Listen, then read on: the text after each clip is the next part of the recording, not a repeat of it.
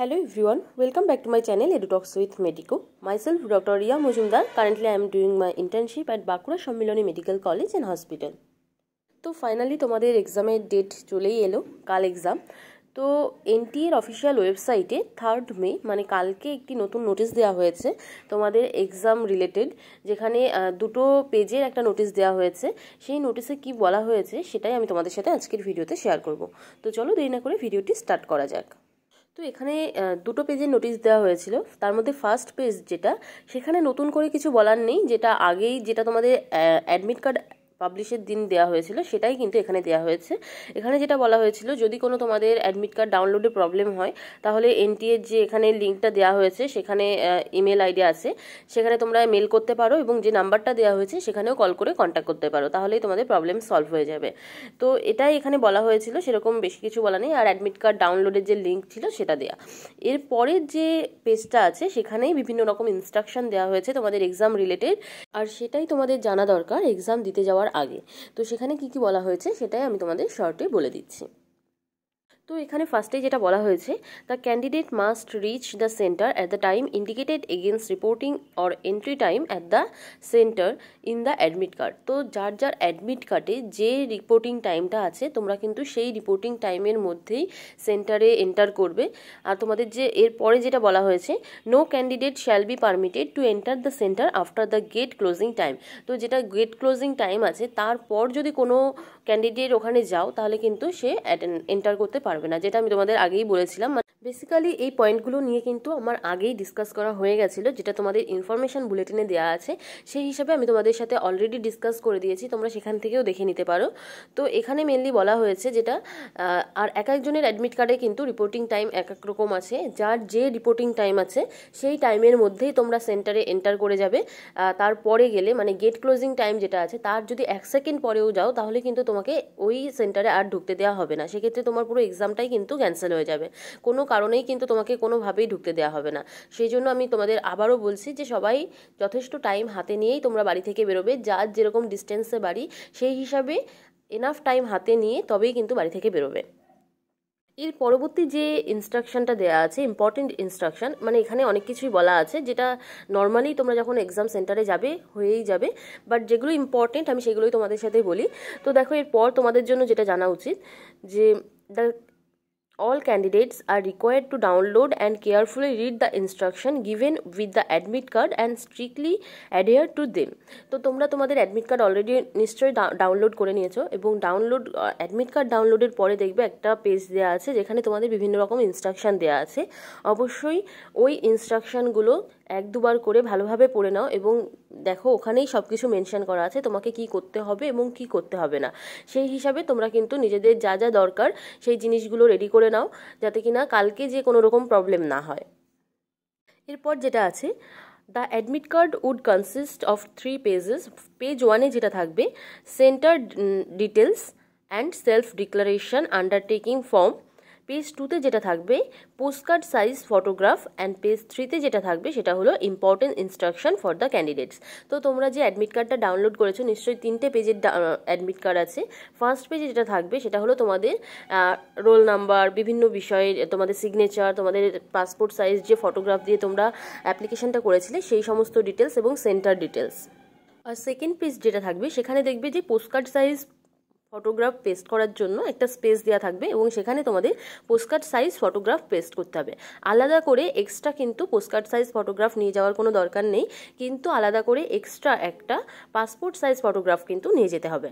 আর last যেটা third page থাকবে সেখানে তোমাদের এক্সাম রিলেটেড বিভিন্ন রকম ইনস্ট্রাকশন দেওয়া আছে। ওই ইনস্ট্রাকশনটা আমি বলছি যে সকলে 2-3বার করে ভালোভাবে পড়ে নেবে যে কি কি বলা হয়েছে, এবং সেগুলোই ফলো করবে।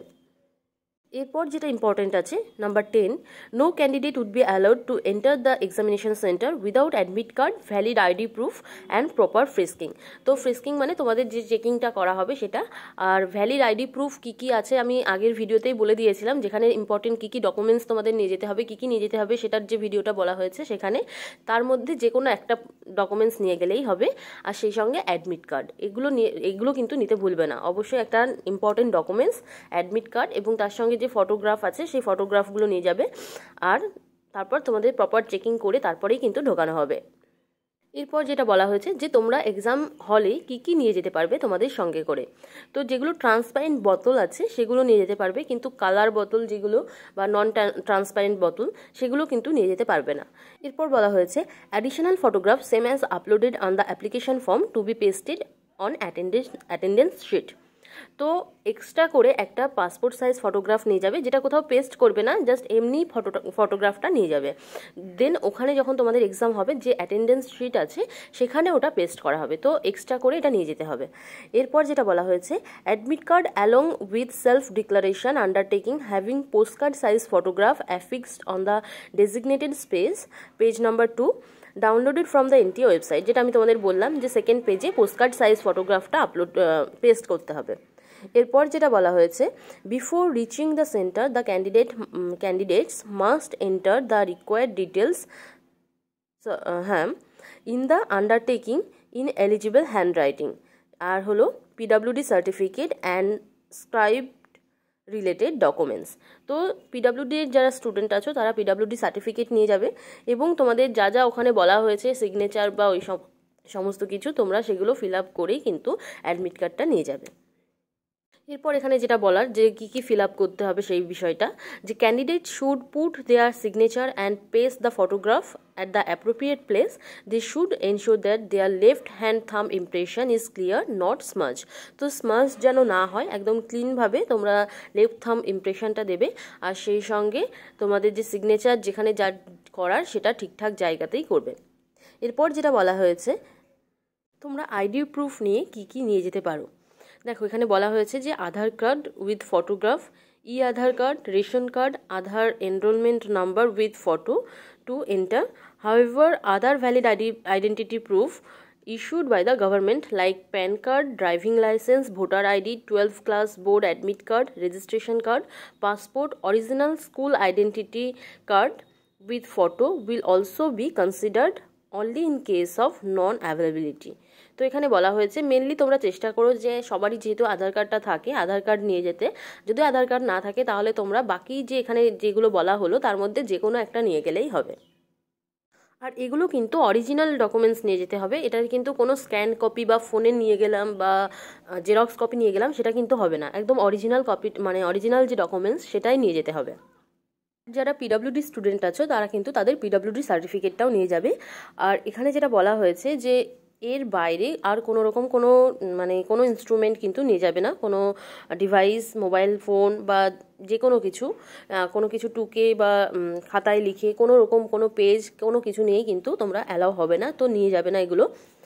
আর তোমাদের রাফ ওয়ার্ক করার জন্য কিন্তু আলাদা করে কোনো ব্ল্যাঙ্ক পেপার দেওয়া হবে না, তোমাদের যে টেস্ট বুকলেট দেওয়া হবে কোশ্চেন পেপার তারই যে জায়গাগুলো থাকবে স্পেস ফাঁকা থাকবে সেখানেই তোমরা তোমাদের সুবিধা মতন স্পেসে ওখানেই কিন্তু তোমাদের রাফ ওয়ার্ক করতে হবে, আলাদা করে কিন্তু কোনো পেজ বা দেওয়া হবে না। আরও একটা যেটা ইম্পর্টেন্ট তোমাদের জন্য, যে যখন ওএমআর শিটটা দেওয়া হবে যে রিকুইজিটগুলো আছে তোমাদের রোল নাম্বার, সিগনেচার যা কিছু ফিল আপ করার আছে সেগুলো খুবই ধীরে সুস্থে ধীরে ধীরে ফিল আপ করবে যাতে কোনো ভুল না হয়ে যায়, কারণ ওটাই কিন্তু খুব ইম্পর্টেন্ট। মানে এক্সামে একটা কোশ্চেন পারলে না সেটাও ঠিক আছে, বাট ওই জিনিসগুলো জানে কোনোভাবেই ভুল না হয়ে যায়। অবশ্যই সেখানে যারা ইনভিজিলেটর থাকবেন তারা ভালোভাবেই চেক করে নেবেন যে তোমার সিগনেচার, রোল নাম্বার এগুলো সব ঠিকঠাক আছে কিনা। স্টিল এটা তোমার নিজেরই রেসপন্সিবিলিটি যে যেহেতু তুমি এক্সাম দিচ্ছ ওটা তোমার ওএমআর শিট, তুমি সব কিছু ঠিকঠাক করে করেছো কিনা, সিগনেচার আছে কিনা সেগুলো ভালোভাবে চেক করে নেওয়া, মানে সাবমিট করার আগে ওএমআর শিটটা সাবমিট করার আগে একবার সাবমিট করে দিলে তারপর কিন্তু আর কিছু করার নেই, তো সেই জন্য ভালোভাবে চেক করে নেবে। তো অল দ্য বেস্ট সকলকে, কালই এক্সাম, তোমরা খুব ভালোভাবে এক্সাম দিও। আশা করি যে সবারই এক্সাম ভালো হবে, ভালোভাবে প্রিপারেশান নিয়েছো, তো বেশি স্ট্রেস নেওয়ার কোনো দরকার নেই, খুব শান্তভাবে নিজেকে কাম করে নিজের উপর বিলিভ রেখে অবশ্যই এক্সামটা দিয়ে এসো, আশা করি খুব ভালো হবে। অল দ্য বেস্ট সবাইকে।